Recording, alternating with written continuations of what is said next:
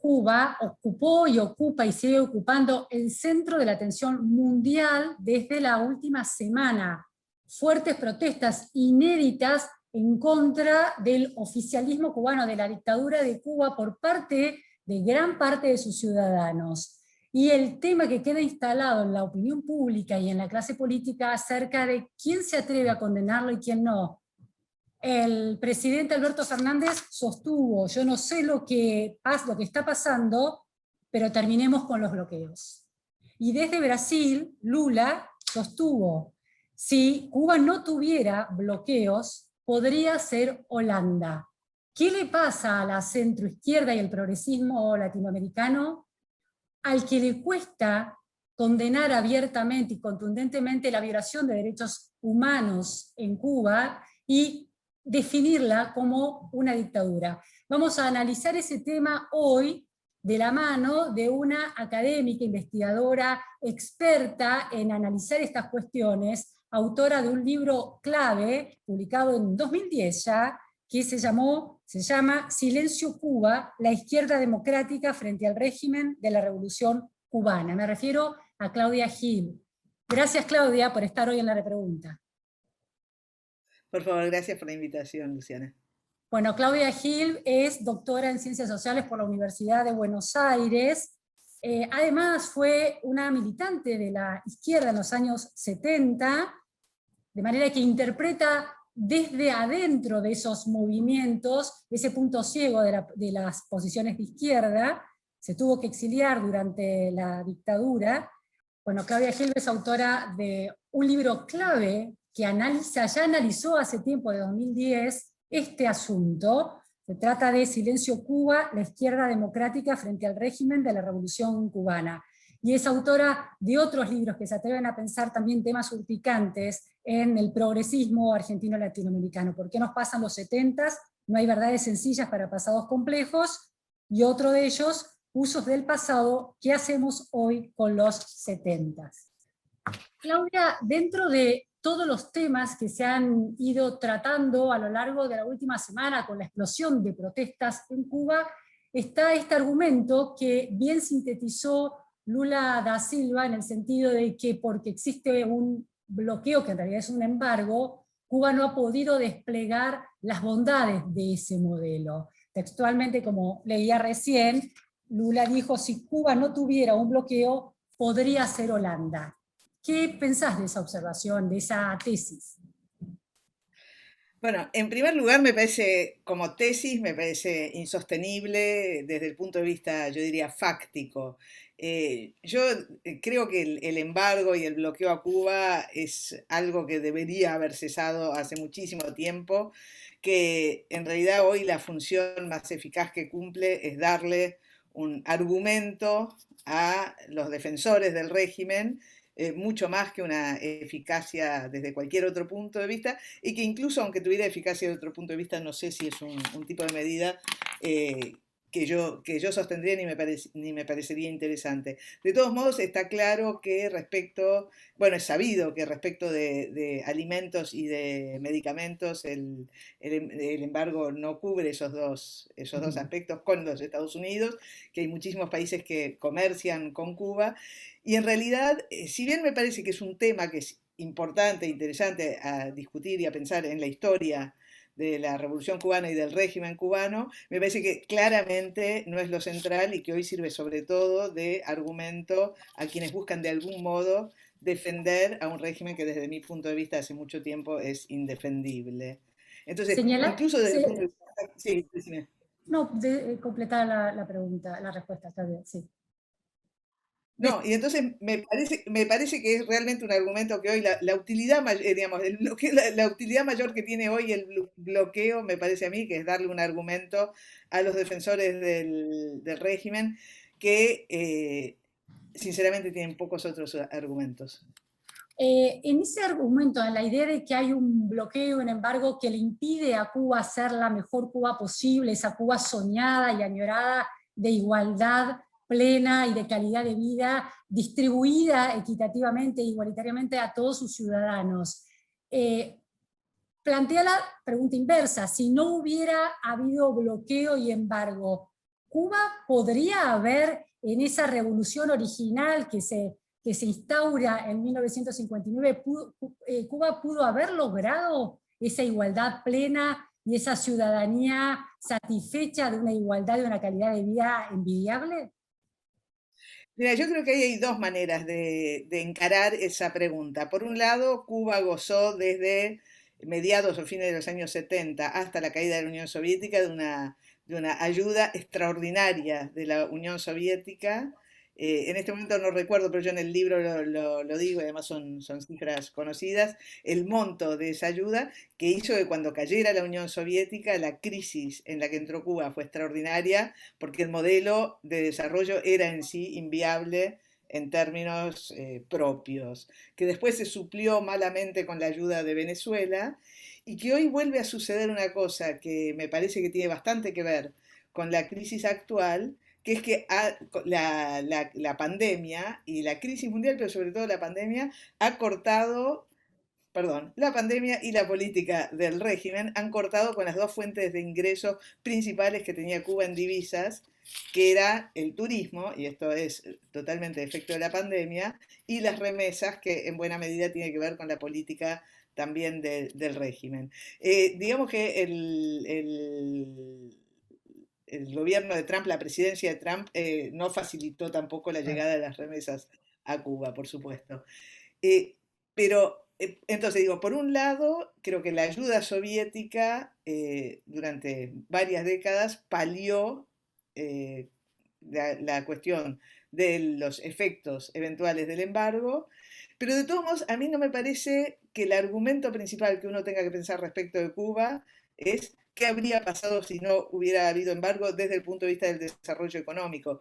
Yo lo que traté de pensar en el libro, es un libro que como vos bien decís tiene 11 años ya, yo esta semana me estuve releyendo porque, para tratar de volver a refrescar en mi cabeza algunas de las cosas que yo pensé en ese momento, porque yo la verdad no he seguido trabajando sobre Cuba en estos años, pero el argumento que yo trato de desarrollar ahí en el libro es de qué manera se dieron dos procesos simultáneamente en Cuba, que fueron el de una igualación extraordinaria de condiciones durante los años 60, sobre todo, que después deja de ser tal.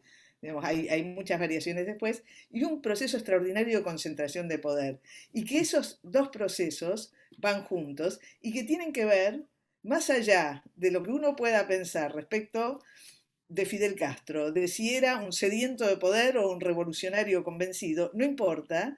De todos modos, esos dos procesos simultáneos, lo que me parece deben obligarnos a pensar es qué pasa, qué tipo de régimen resulta de un proceso en el cual una cúpula dirigente cree poder organizar una sociedad a imagen y semejanza de una idea. Y que entonces, aun cuando esa idea es la idea de una igualación de condiciones con la que los espíritus progresistas como el mío pueden simpatizar, cuando esa idea es indisociable de la idea de que corresponde a una persona o a un grupo pequeño de personas organizar la sociedad en función de eso, eliminando cualquier voz disidente, eliminando cualquier otra alternativa que pueda proponerse a esa concentración absoluta del poder, bueno, ese es yo diría, es el escenario de las revoluciones del siglo XX y es eso, me parece, que tenemos que poner en cuestión radicalmente. Claudia, muchas preguntas a partir de este análisis, esta precisión que le das a tu tesis. La primera pregunta que me surge es una conclusión y una pregunta. La conclusión es que dentro de ese modelo que instala y de ese sueño que instala la revolución cubana, estaba el germen de todos sus problemas, de alguna manera. Sí, yo diría que sí, digamos, que es no solo yo diría el modelo de la Revolución Cubana, es el modelo básicamente de las revoluciones del siglo XX, pero en el que la Revolución Cubana para América Latina significa algo obviamente muy especial, que lo significó luego, y este es otro tema no menor, la Revolución Nicaragüense también. Claro, claro, sobre todo con el presente actual, ¿no? Pero ahora, Exactamente. un argumento que se estuvo sosteniendo esta semana es que Cuba, la revolución cubana tuvo una legitimidad de origen, de manera que esa legitimidad de origen sostiene la legitimidad del régimen, para aquellos que no quieren llamarlo dictadura, hasta el presente. De acuerdo con tu análisis, en ese origen ya hay un problema de legitimidad.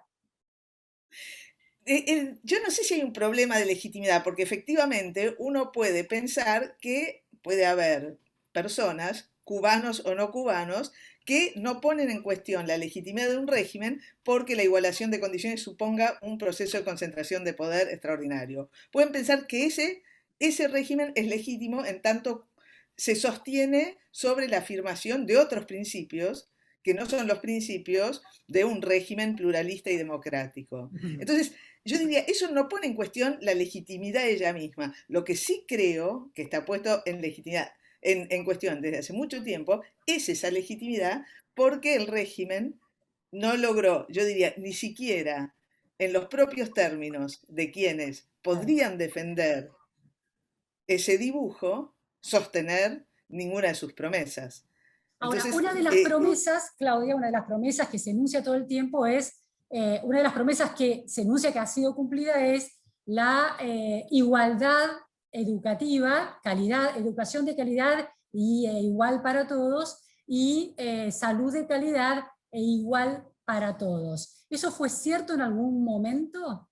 Y la segunda yo cuestión, creo que ¿fue cierto? sí. ¿Fue una consecuencia también de esa concentración de poder o tiene como contracara la concentración de poder? Mira, yo en algún momento creo, en el libro digo algo así como, a ver, si vos querés defender un régimen de dominación total sobre la base de que ha logrado la igualación de condiciones, digo, podés defenderlo. Yo no voy a estar de acuerdo. Yo no voy a estar, no voy a estar de acuerdo con que se defienda un régimen de igualación de condiciones sobre la base de la apropiación total de todos los resortes de poder y de libertad. Eso por un lado.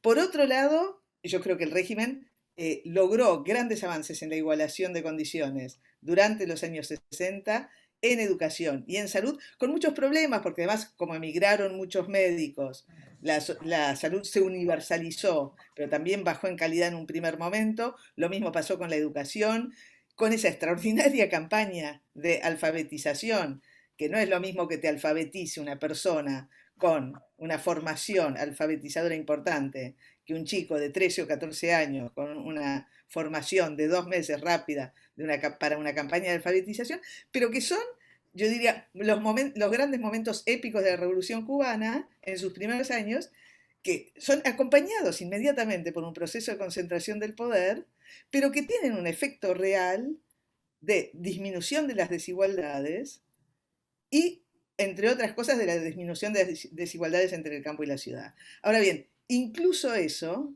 luego creo que fracasó de una manera estrepitosa el sistema de salud cubano. A partir, sobre todo, de los años 90, se convirtió de una manera muy evidente en un sistema a dos velocidades. Por un lado, para extranjeros que pueden pagarlo, o militares, o jerarquía del partido, yo diría, para privilegiados, y un sistema para la población en general, con una falta de insumos digamos, y unos problemas de atención médica muy, muy importantes. Pero nuevamente, yo creo que, digamos, a mi modo de ver, no pasa por ahí el centro de discusión sobre la cuestión cubana. El centro de discusión, a mi modo de ver, pasa porque ese proceso de igualación de condiciones, aun si lo tomáramos en sus mejores aspectos, es indisociable del proceso de concentración autocrática del poder, yo diría de dominación total, que se fue gestando en la década del 60. Claudia, la palabra, el concepto, la categoría de dictadura es el concepto que mejor describe políticamente al régimen que gobierna Cuba desde la llegada de la revolución hasta hoy.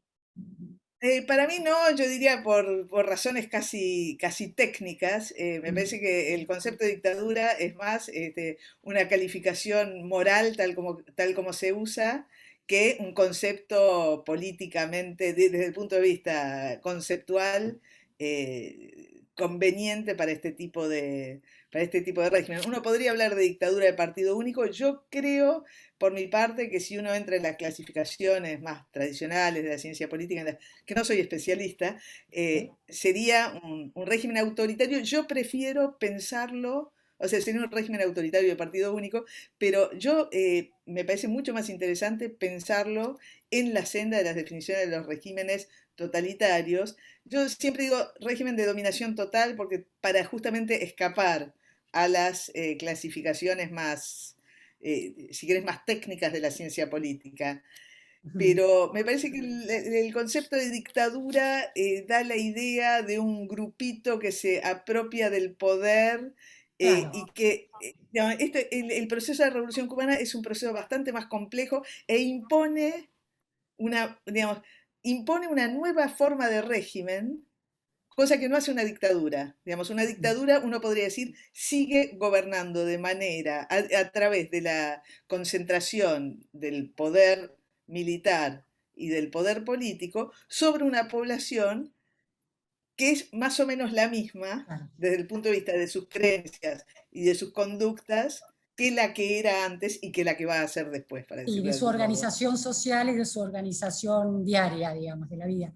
Claudia, Sí, sí, sí. la dificultad del progresismo argentino y de América Latina y de otros puntos del mundo en llamar, bueno, régimen autoritario de control total como una sofisticación o dictadura en la simplificación que se hace en la discusión del día a día, tiene que ver con esas aspiraciones igualitarias que en algún momento logra Cuba de manera imperfecta, eh, que obnubila y oscurece la violación de los otros derechos y de las libertades. Yo creo que en buena medida sí, yo creo que en buena medida se ha quedado anquilosado un pensamiento que sigue reaccionando automáticamente a las creencias en las que pensó por primera vez hace 50 años y que después se conformó con ellas y no volvió a pensarlas.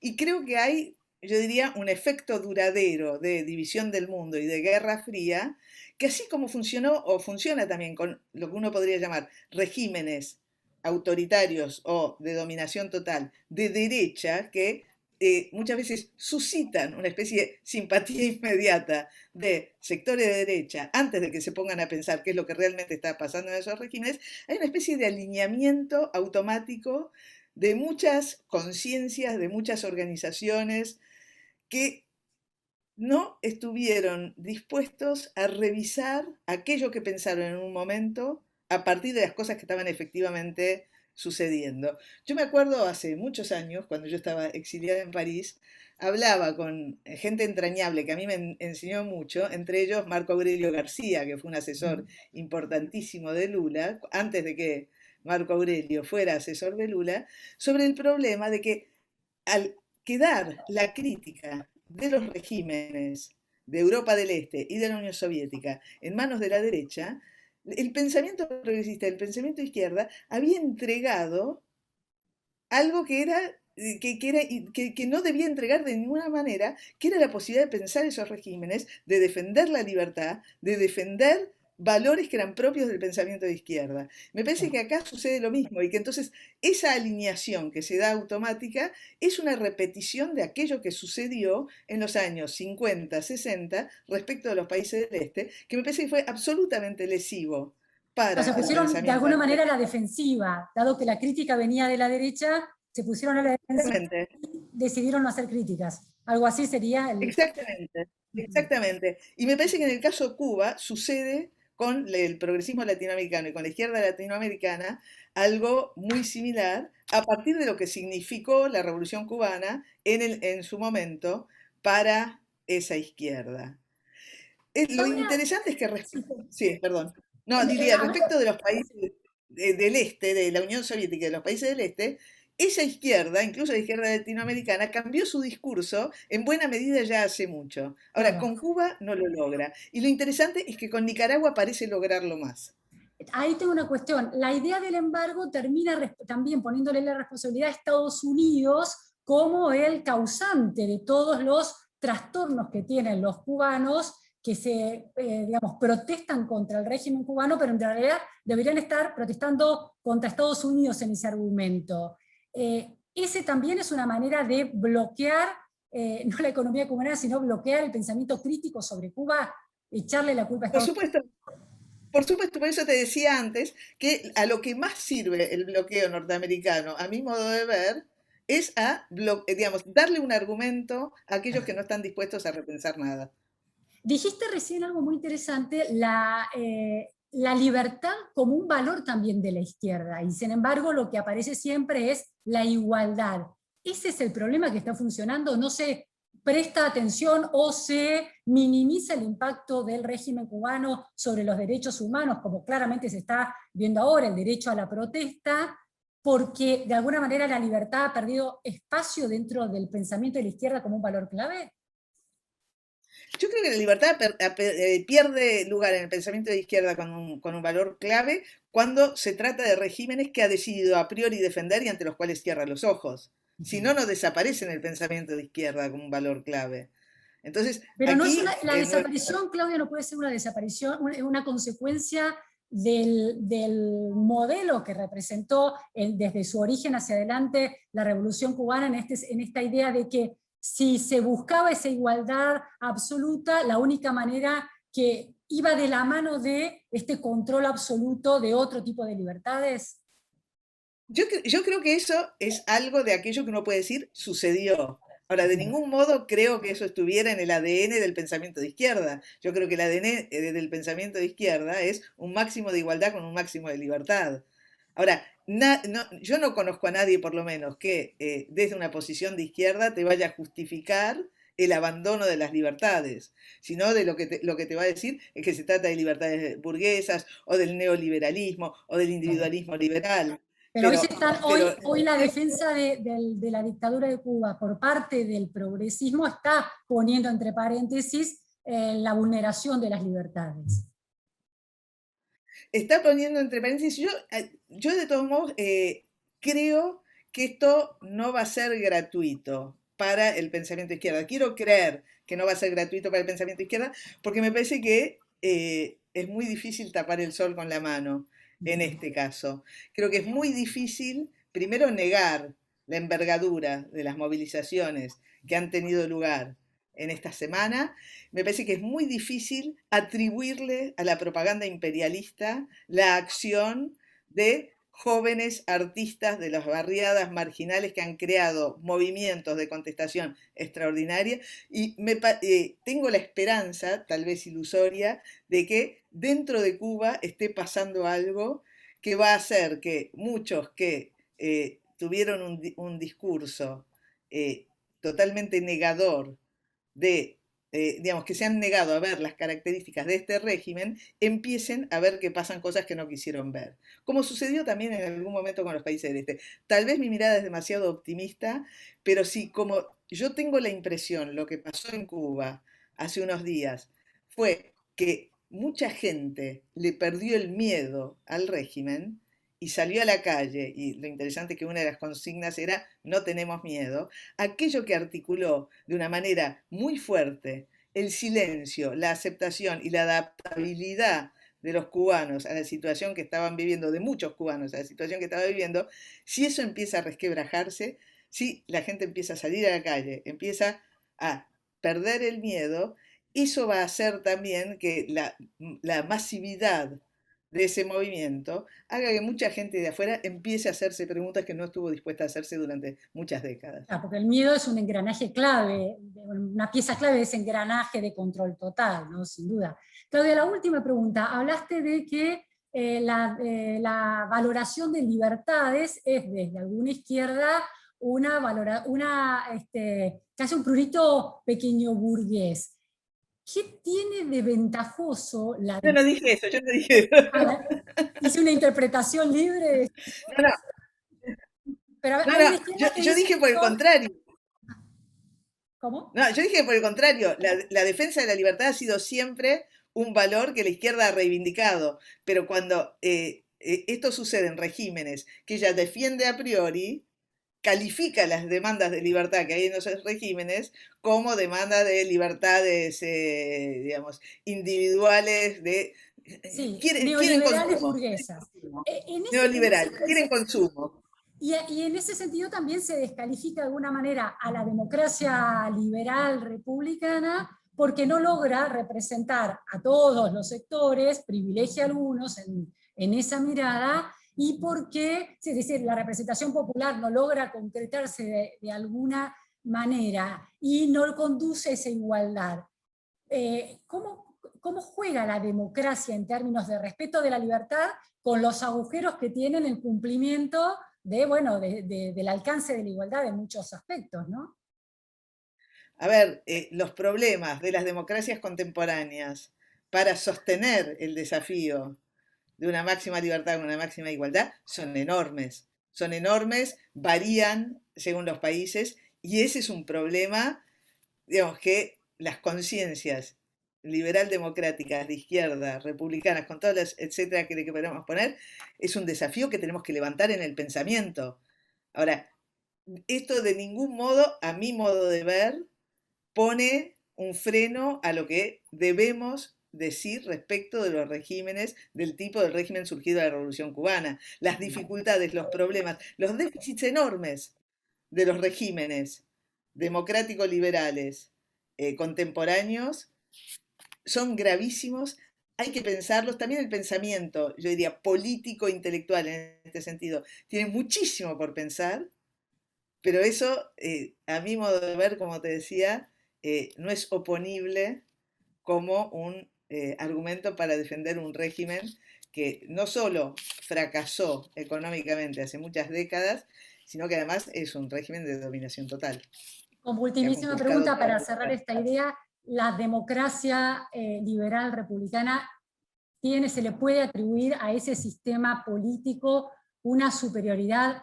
moral en el sentido de que a pesar de todas sus torpezas, puntos ciegos y desafíos enormes, como vos señalabas, sigue siendo el régimen que